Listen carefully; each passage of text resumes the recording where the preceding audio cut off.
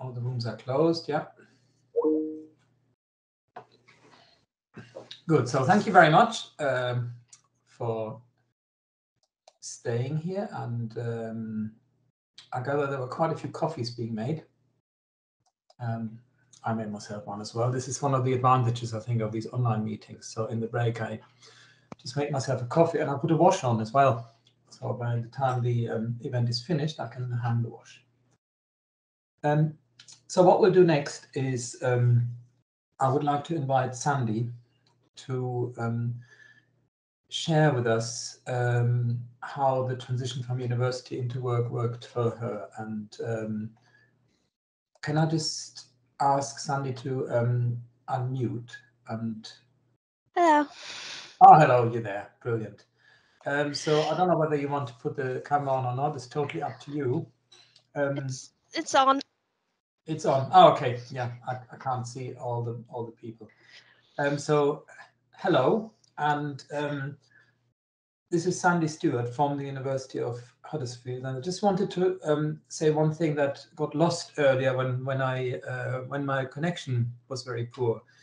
The University of Huddersfield is not an official partner in this project, but because Claire Eidegam used to be a staff member at Leeds Beckett when we received the grant funding, she then was very keen to continue being involved in the project. And I have to say, I'm very, very grateful and impressed by the energy and the dedication throughout the project, but also for the event today, because we've got 3 speakers from the University of Huddersfield today. So a big thank you to Claire, to Sandy, and to Rachel, who will speak later. Okay, so over to Sandy now, and I'll turn my camera off again. Okay, so I'm just gonna share my PowerPoint.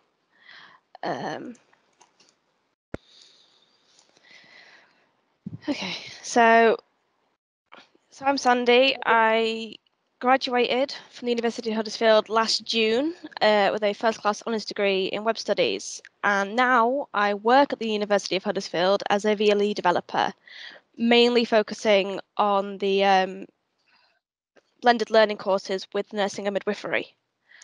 I am self-diagnosed with autism because at 22 I went to go get an autism assessment after being recommended one from the disability advisor, and I was told that autism is like a cake, and that because I care what people think of me, I am not autistic. I disagree with this, because how can I have most of the cake but not be?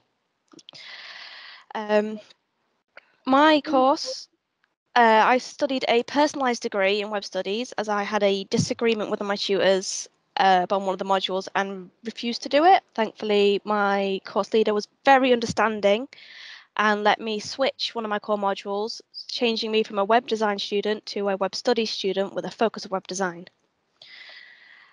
This helped me with getting into my field because it gave me some experience with programming, mainly the HTML, CSS and JavaScript. It gave me experience with visual design, which is very useful as a web developer for a virtual learning environment, because we use Brightspace and I help make the content look really nice and make sure it's accessible for students. It also helped me run presentations, as I am a very, very anxious person, and before coming to uni I would not give presentations, and university helped with that, as did working in a bar, because you kind of have to have confidence if you have to walk into a room of 30 people to find out who's ordered brownies. I also did my placement year, because part of my course, like Jack said in his presentation, was I do a placement year to help me get into work. And my placement year, originally I wanted to go to York, which is where I'm from, and I wanted to try and get my foot in the door at a job there so that when I graduated I could go back to York. That didn't work out, and with help from the placement team, I got a job at the university working as a learning technology support assistant for the computing and library services team. I got quite a bit of advice when it came to careers. In fact, I met with Claire to practice my interview technique because I was terrified. because the jobs I was going for, I did not feel I was skilled enough for. Even though I'd done all the studying and things, I did not feel I was skilled enough to be able to get these roles. Claire advised me to make sticky notes with bullet points on of things that I definitely wanted to discuss during my interview, things that were relevant. I practiced answering questions, which was great because they make me really nervous. I made notes of answers that were good. And it made me feel more prepared, more confident, so that when I went into the interview, I wasn't fumbling for what I was going to say. I knew what I wanted to say, how I wanted to say it, and felt a lot less anxious about it, which is a big thing. Other staff at the university also helped me with getting into a role that was suited to my degree. As I've worked in bars and restaurants and things. I wanted something IT based because that's what my degree was in. I had one tutor in particular who, for about 3 or 4 weeks, would sit me down and go through my CV with a red pen, circle all the things that could be improved, help me with wording, but would also point out where I'd done well in it and what sentences I'd written to explain my job experience that were good, which was really helpful. I then made the staff that I made friends with on my placement also helped me write my supporting statement / cover letter so that I would put in all the information that was relevant to the job, but in a way that flowed nicely, so it was easier for the person hiring me to read. Yeah, the placement unit helped me find my placement at the university, and because I enjoyed it so much, when I came to looking for a graduate job, I looked for jobs at the university and at other universities in similar fields because I found it to be a really fun job, but also challenging without being too overwhelming. Like, it challenged me in things like presenting, but was also comfort area, so like design work and programming. My main challenge at university, and some of my main challenges now in the workplace, is managing anxiety. I am a very, very anxious person. I even have a plushie to help me today because otherwise I probably wouldn't be talking. Not all my always understood what my tutors were saying in the lectures. Sometimes they would give an explanation of a topic and it would be like they were talking another language to me. I had no idea what they were on about. Thankfully, I got along with my classmates and we would explain things to each other, or we would help each other bounce ideas back and forth to try and understand the lesson more. In some of my classes, I had really good tutors, like my favourite tutor at the university, Matthew Mantle, who I will always name drop, who would spend a few extra minutes to make sure we understood what was going on. Some of us needed more time than others, but he never made us feel bad for needing a few extra minutes to understand. He was also a very good example of making sure that the projects that we did at uni were very well structured with clear expectations of what was wanted us to do. Some students are very good at reading a marking grid to find out what it is they have to do to get A's and B's. Some of us aren't so good at reading the marking grid, so we would lay it out in a document of you have to do X, Y, and Z to get a pass. If you do EFG, you would get a B, so that was a lot easier to figure out what I actually needed to accomplish to get the grades I wanted. In hindsight, I was given a study mentor called Elaine, who was very, very helpful. She helped me turn things that would only be an E grade up to an A grade, and was actually my highest graded assignment by helping me break down what I was needed to do and make sure I filled in all the boxes. Tutors who showed empathy and understanding of my mental health and autistic traits were amazing. They really supportive, would break things down a different way, would let me have extensions if I was getting overwhelmed. But not all the tutors were like this. One tutor I cried at because I was really struggling and it got so overwhelming that I started having a bit of a breakdown. And after that lesson, he never talked to me again, which was not helpful. I went to my classmates for that lesson because my tutors were not helpful. With other lessons, they were really great. And again, clear expectations so that I knew what I was doing. And this is the same in the workplace. It helps to know exactly what is expected of you and to have those expectations match what you're capable of, so that when you improve, the expectations go up because you can do more. But at the beginning, they give you like time to get your head around what you're supposed to be doing. So interviews and recruitment is terrifying, and it's very easy to feel like you are not prepared. So I was trying to figure out what outfit to wear, because obviously you can only see the top half. So some of my dresses, which are really smart and great for interviews if you're in person, they just looked like tops, which wasn't as smart. So finding the right outfit, what questions were people going to ask of me, what kind of answers were expecting, what were good answers, what were bad answers, what experience should I talk about, how do I stop myself from babbling and just talking about random stuff. In one interview, I almost talked about cats for the entire time. I find that cover letters and supporting letters are very difficult to write because you have to fill out all this information in your CV. You've got to have all this information on an online application. What do you then put in your cover letter? Is it the same information? Is it different information? Thankfully, I had a group of people who were very, very supportive and had applied to jobs before and knew what to write, and they helped me write mine. They didn't write it for me, but they proofread it. They double checked that what I was writing made sense and that it flowed. And again, panicking, anxiety. Not panicking is a big thing, because if you don't panic, if you feel calm and confident, that comes across in the interview. One of the things that was very useful in the recruitment for this job is because it was during the pandemic, it was a virtual interview. I didn't have to stress about making eye contact with the people interviewing me. I could hide my notes behind the screen so it looked like I was looking at the assessors when actually I was looking at the notes behind their heads.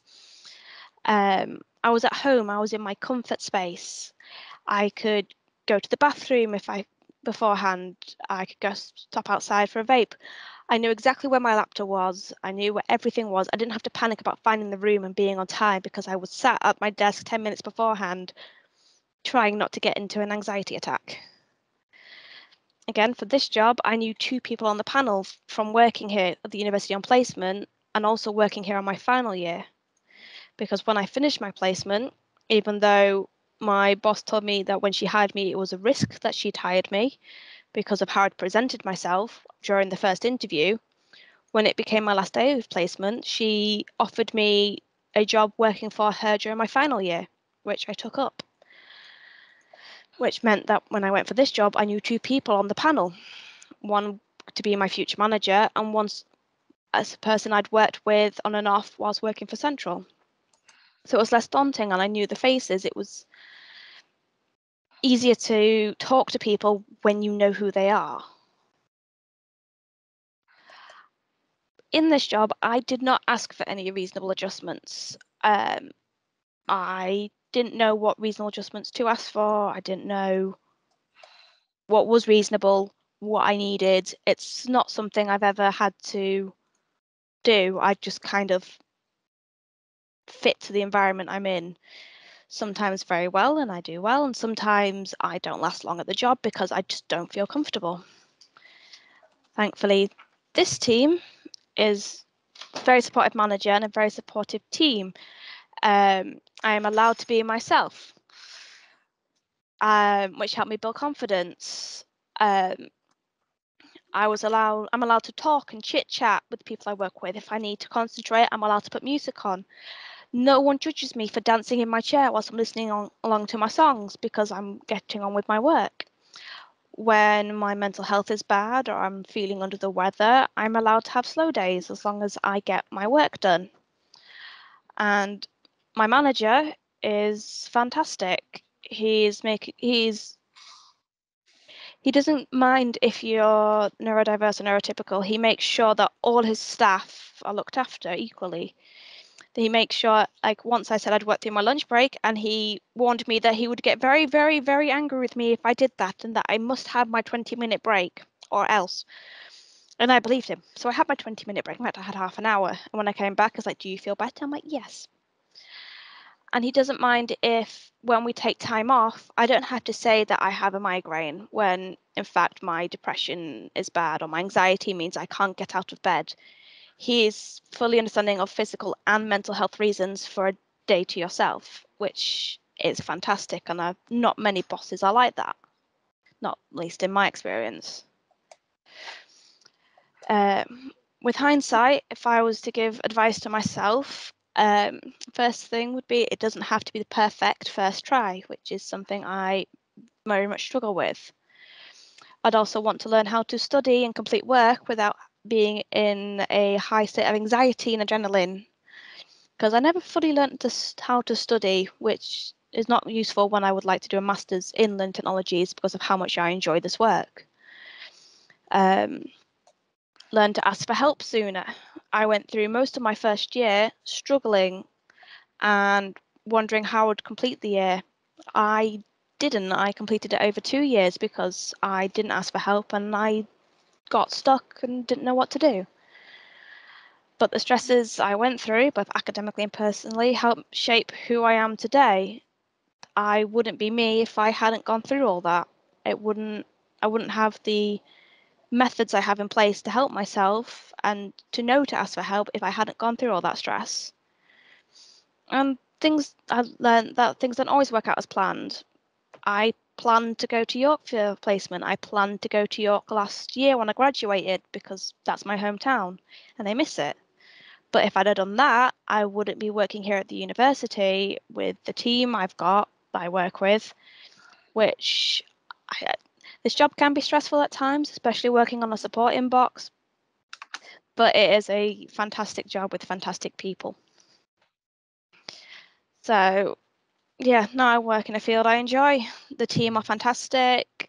There is pressure, especially with deadlines that can sometimes make me feel overwhelmingly anxious, but it's handled a lot differently than it is in school or it is at uni or college, where you have the deadline and if you fail, you get a bad grade and it affects your future. Here, if you feel like you're failing, you can ask your teammates for help without fearing that it will reflect bad on you. You just need a helping hand. And that's all the slides I have. So I'm going to stop sharing now. Where'd you go? So yeah. Right. Thank you so much.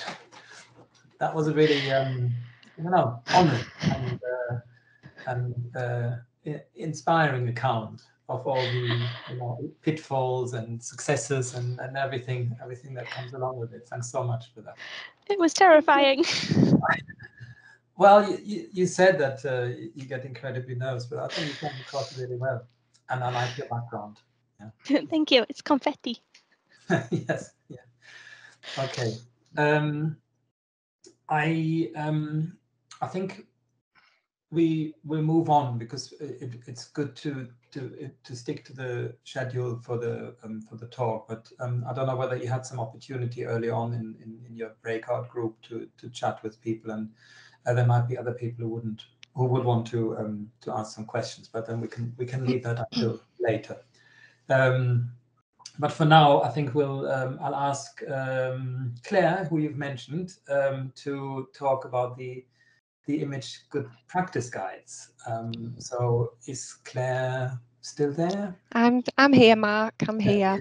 Brilliant. Before I do just talk about the good practice guides, I'd just like to actually mention something that Sadie perhaps didn't mention. Right. So while Sadie was on her placement with us, she worked on our university-wide Global Professional Award. And actually, without Sadie's input and the work that she did, we wouldn't have some incredible data that we do have. And we genuinely couldn't have done that piece of work without her. So, you know, for everything that she's mentioned, I just want to speak from an employer who experienced the quality of her work. So thank you very much, Sadie. Okay, I'll open my presentation now.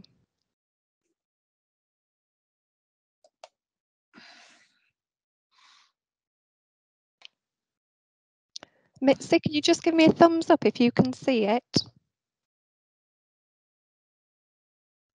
We can see it okay. Lovely, that's great, thank you.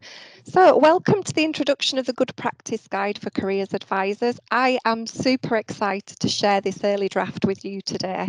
I'm sure regardless of your role or regardless of what you do, you're going to find this very, very useful.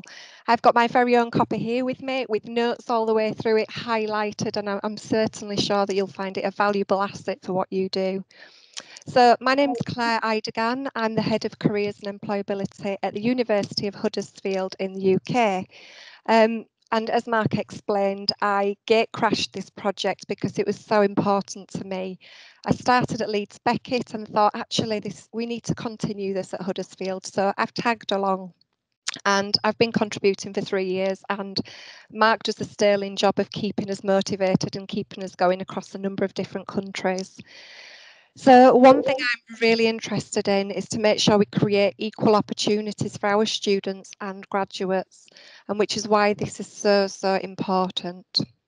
So what am I going to talk about today?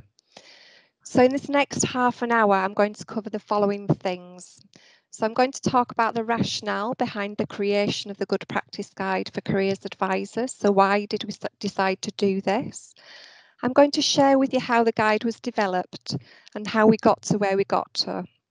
I'm going to give you some snippets from the research findings and share with you some data that you might find useful.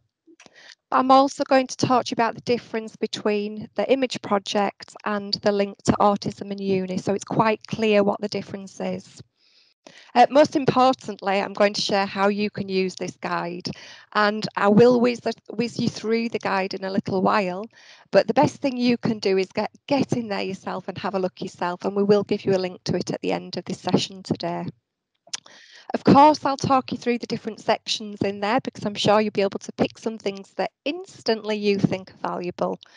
But before I do, there's a very important note that I just want to make reference to on language. So the language that I will use today, you might notice that I refer to autistic people, autistic students, autistic graduates.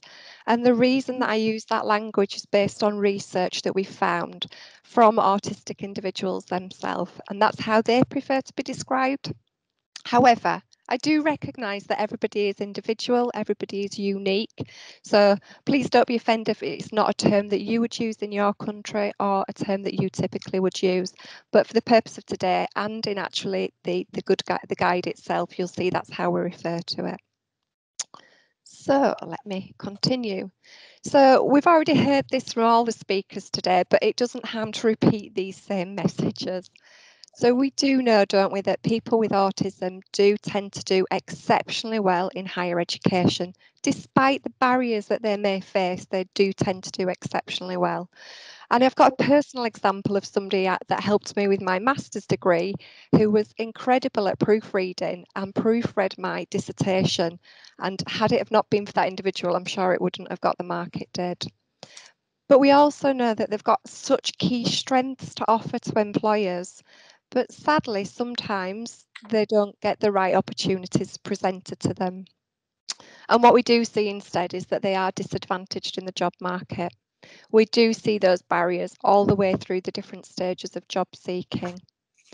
And we know in the UK, actually, only a third of autistic graduates settle into work. And when they do get that work, it's often in areas not related to their degree discipline or using their strengths. So it's such a shame. So this guide is actually designed to present information around autism and those barriers that autistic people face. So you'll find themes of that running through. So let me talk to you about the development of this particular guide. So the wonderful thing with this tool is that the contributions have come all the way around the world. We've had autistic people involved, we've had careers professionals, we've had employers, we've had people with a vested interest, people that work in this industry, and they've all contributed to the work and the research that's been done. We've also had partners from Finland, France, Germany, the Netherlands and the UK. And as I mentioned before, that's quite difficult to coordinate all of these individuals to come together and keep that momentum going. So if anybody wants to give the applause button, please do so now for Mark. We also know, thanks Mitzi, we also know that myths exist around what autistic students tend to study. So if I ever say to anybody in the academic world, you know, what courses typically do autistic students go in? They always talk about computer science, when in reality there's a real split between what they do tend to choose. So let's bust some of those myths together. Let's do this together. Let's break this down together. We also found out that when we did the research gap, that the employability gap, that careers professionals, autistic students, that each different group have got their own barriers in terms of either recruiting an autistic graduate or themselves and their barriers that they're facing. But the development of this guide, there's some key thanks really in particular to go to Dr. Mitzi Walls, who's on the call today and you've heard speak today, Dr. Elena Siriana and Dr. Mark Fabry, who are the key contributors to this. So I do feel a bit of a fraud really presenting this when Mitzi's here, but I'm sure if there's anything that Mitzi thinks that I've missed, she will chip in and let me know. So what did we find then in terms of the research? What came out? What was important? So as I've mentioned, some of the top headlines, autistic graduates do have the lowest employment prospects out of any disability group. And autistic graduates explained that they find it hard to promote themselves, whether this be in an application, on the CV, during the interview process. And we heard that from Sandy herself today, that it's difficult to put yourself across. We identified that autistic students and graduates often have a lack of work experience. And as you've seen in the chat was going wild about placements and work experience. And that's something that we advocate and we encourage and we want to see more happen. And we know in the career sector that the opportunity to a placement or work experience really does not only impact your likelihood of securing a good quality role at the end of it, but equally can improve your academic results too. We also identified that the work conducted by autistic graduates isn't relevant to the degree studied, which is really demotivating and deflating. I mean, imagine you've done your degree, as Mitzi said earlier, and you've really been passionate about that subject, that topic, and you want to go into that area of work, but then it just doesn't exist for you, which is seriously unfair. Then we've had feedback in terms of from careers professionals. My own team are on this call today, many of which have shared this feedback with me also, that they can feel unsure how to advise around disclosure and what to do around that topic of disclosure. So this toolkit will help with that. We know from this piece of research that the support offered between the different countries and universities varies, and how engaging it is for students and graduates. The biggest challenge I think we still have to this day is that employers are cautious to recruit autistic graduates. And the reason that they're cautious to recruit is due to a lack of understanding around autism. And we need to change that together. We can't do that single-handedly. We all need to take action in that particular area. So if there's one thing you pledge to do today, let's help employers understand the great skills and strengths that autistic individuals have. And with that in mind, we do need to help students and graduates in terms of all the various stages of creating CVs, preparing for those interviews, feeling confident enough to present their strengths and what they need from the employers and gaining those opportunities, linking them to those opportunities. So what do we need to do? We need to adapt. We need to make sure those adaptations are in place so the autistic student has that level playing field and that equal opportunity. And this toolkit, this guide will help you do that for sure. So then just briefly stepping aside for a moment and talking about the autism and uni. So it's really important that you can understand the difference between the image project and the autism and uni project. So the Autism and Uni project is really about helping individuals transition into university, from school, college into university. Whereas the Image project is the opposite, and it's around helping those individuals transition out into the world of work or self-employment. So I didn't want to not reference these because they are incredible tools. If you've seen them before, you'll know already. If you've never used them, I'd encourage you to do so. And we'll send you links to these afterwards as well. But they're two quite distinct things. Okay. So then, how can you use this particular guide? So before I actually show you the guide, I'm teasing you a little while here. I want to really make sure you understand what it's about before I do demonstrate it and give you a tour of it. But the great thing is, no matter what your experiences of working with autistic students, whether you're a beginner or whether you're an expert, there's something in there for everybody. And as I've said, I don't class myself as an expert, but I've highlighted lots within the guide. And there's two different ways really that you can approach it. You can either start at the beginning and just work your way through from beginning to end, and that's absolutely fine. Or you can pick your topic. So there might be something of particular interest for you that you want to dig deeper into. So there's two different routes to do that. Throughout the whole of the guide, there are what we call call to action sections. So to encourage you to do things with it, and they're labelled extra. And then we've also got tips, which is the advice. And these are just those little gems of nugget that you might pick up along your career and think that's really useful for me. What's brilliant is there's also something coming called the Personalization Tool. Now, this is just fantastic. If you've never come across this before, this is your opportunity to take the guide and adapt it to suit you. So you can pick the sections that you're going to use the most, the bits that are most relevant for you. And then if you've got other pieces of information that you want to insert in, you can pop those in the resource section too. So I will hopefully be able to demonstrate that in a moment for you so you can see what I'm talking about come to life. As Mitzi's talked about, we've got some additional training materials. So we've got a number of videos. The videos are brilliant, 5 videos that you can watch and really get your teeth stuck into. And like Mitzi said, they're great fun. The good thing with all of this content is it's available in a number of different languages. So English, I think majority of the people on the call today are from the UK, but it's also in Finnish, French, German and Dutch. And what it aims to do is to create that inclusive, supportive practice that not only helps autistic graduates thrive, but everybody, regardless of who they are and their background. So that's just how to sort of a flavour of how to use the guide itself. So what are the sections within the guide? And then I will take you to it and let you have a little look. So there's 4 key sections. So the first one is around developing an understanding of autism. So this is great if you've got no knowledge, but even if you think you know everything about autism, I would encourage you to go and have a read of this because it does make you stop and think again. It does make you just reflect on your own practice.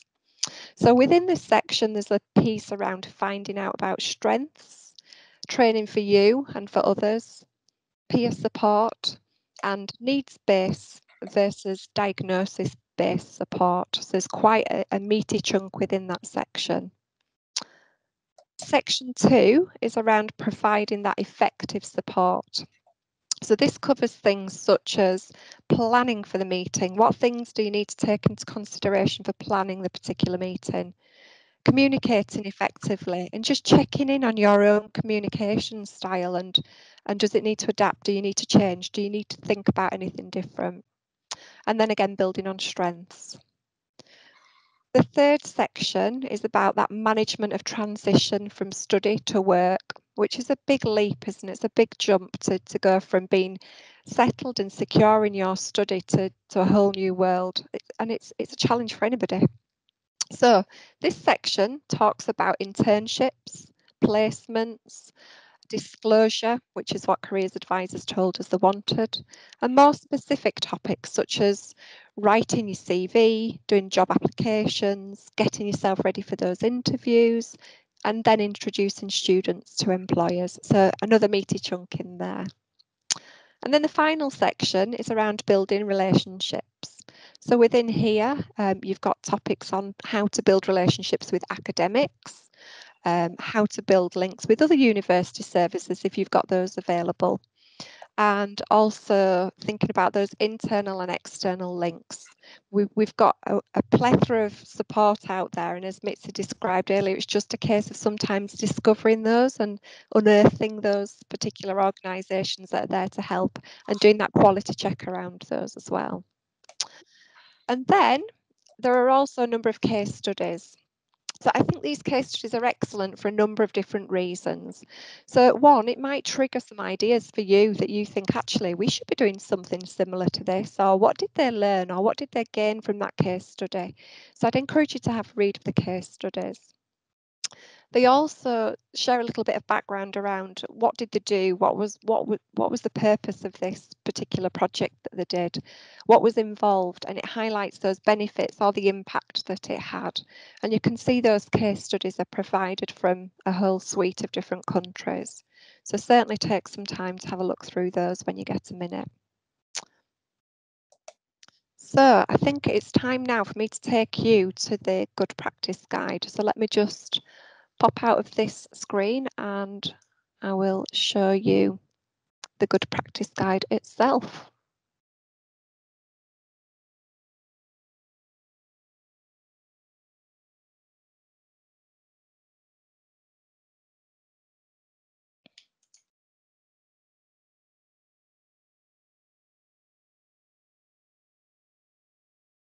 Okay, can somebody just let me know that that's there? Yeah. There. Lovely, that's great. So I can't see any of you now at this moment, so I'll just talk you through this. So hopefully it's big enough on your screens that you can all see this guide. As I mentioned before, the guide's designed in a way that you can dip in and out of it, or you can go through section by section. So for example, if you wanted to just go straight to finding out about strengths and challenges, you'll just literally click over here and it will take you to that area.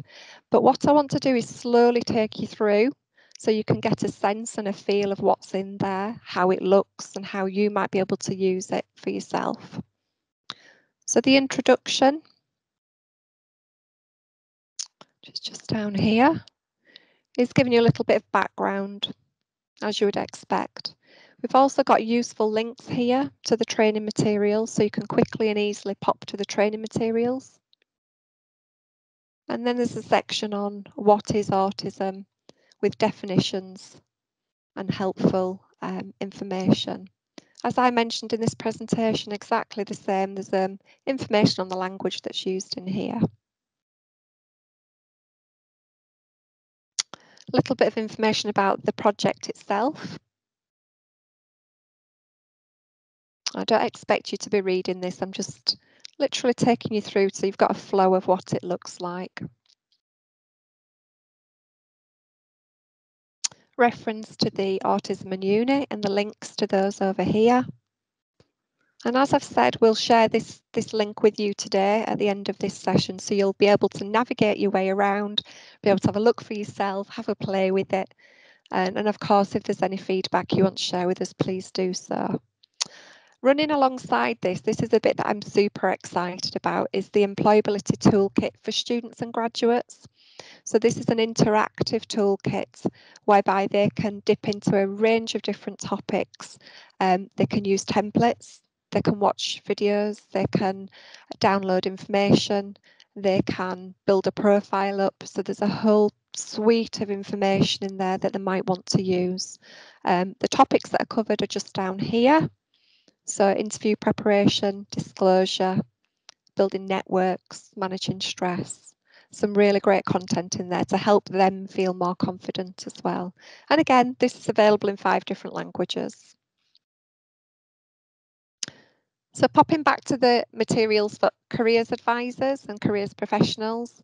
So as we've heard from Mitzi earlier, all the image training is here on this particular link here that you can see in blue.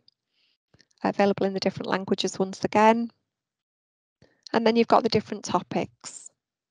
So as I mentioned earlier, topic 1 is around this understanding, and it asks you questions throughout. It gets you to think, it gets you to reflect. there's the voice of the autistic graduate and student in here. There's examples, there's scenarios, there's questions to use yourself. So within each section, what you'll find is there's a need to know. So this has got the autistic student voice in there, some real life in there. I'll just let you have a little read through of this as an example.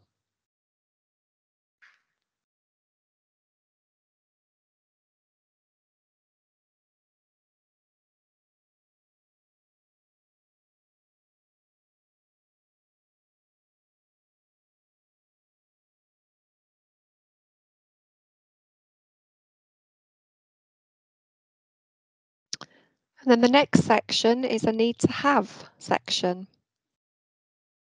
So this is the links and resources that you might need, things that you need to have to help you. Again, I'll give you a moment to read this.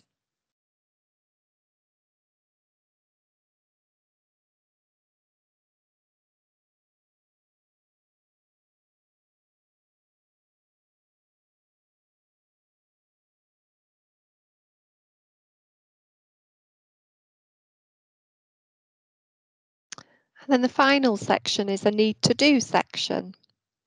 So this is that call to action, something that's useful for you to do.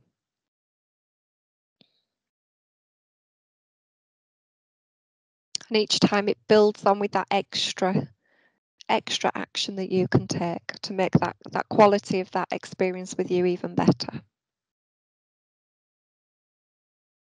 So it's worth just saying this good practice guide for careers advisors, it's just a start. I think the most important tip here is that every autistic student, autistic graduate is unique. So there's no one service that will fit everything, and there's no one piece of advice that would be perfect for everything, but this is a really good basis, and it's an opportunity for you to get to know the individual. So I'll just whiz you through down to show you the case studies now.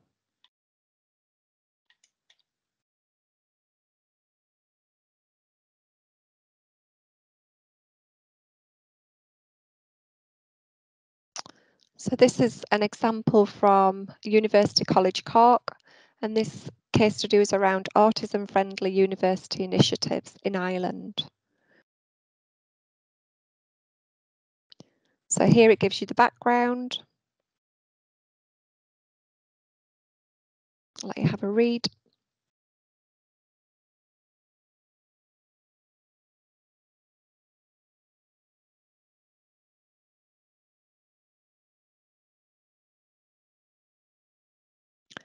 What prompted the initiative, and then what impact has happened, and then finally what comes next. So I'd really encourage you to have a read through of those. So I'll stop sharing the toolkit for now, and what I'm going to do is show you the personalization tool very quickly for the last few minutes, and then I'll take any questions.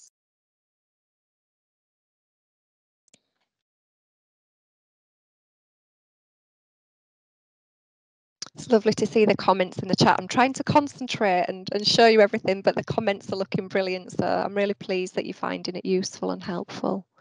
Okay, so let me take you now to the personalization tool.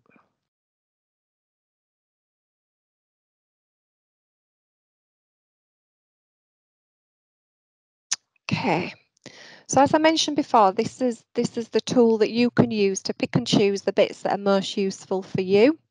So first and foremost, it's a link, so you just click on the link, and then you'll pick who this is for. So it's a career advisor or an academic or an education manager or an employer. So we'll pick career advisor for now.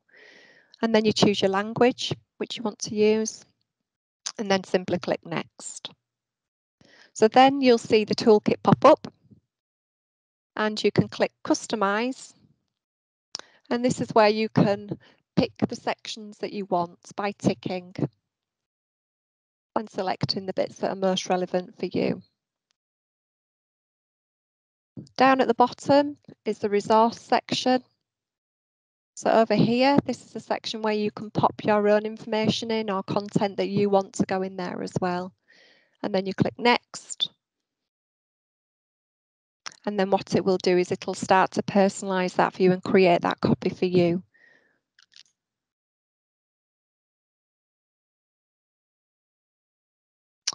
And then let's go back a step because it's not quite doing what I wanted it to do. Oh, a little error. But what always usually happens is you would just I should say we're still working on it. Yeah, we're not quite there yet, but I think the principle comes out really well, that it's about personalizing it, because not everything might be relevant to each institution or to a particular student, perhaps, or a particular situation. Yeah, and then you can ask for it to be formatted in a particular document type. So if you wanted it to be a PDF, for example, you could create it into a PDF. So it has worked in the past. It just, as it always does when you're live, these things don't always quite go to plan. But I'll pause there and take any questions and invite Mitzi to contribute and comment on any questions relating to the content.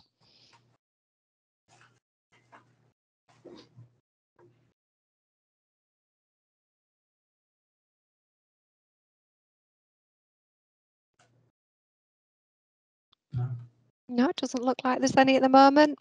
No questions. I think the best thing to do is just have a play with it yourself. Really enjoy having a look around the tool. It's brilliant. Yeah. Okay. So we're due our next break. I think for some of you the breakout rooms really worked well. For others, it was a good opportunity to zone out and to make a cup of tea. So I'm just going to start the breakout rooms again.